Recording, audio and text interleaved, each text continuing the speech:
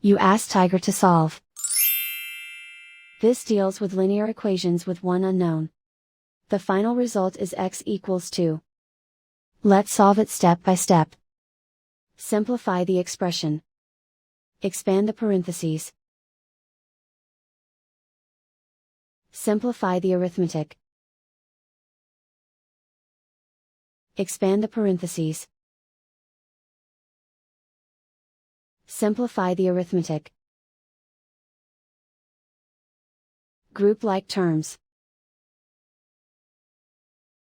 Simplify the arithmetic. Group all x terms on the left side of the equation. Subtract 5x from both sides. Group like terms. Simplify the arithmetic. Group like terms.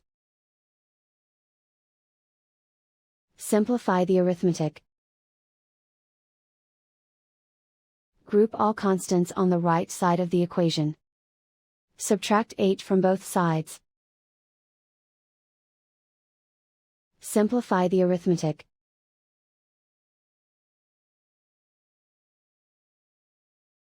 Isolate the x. Divide both sides by -3. Cancel out the negatives.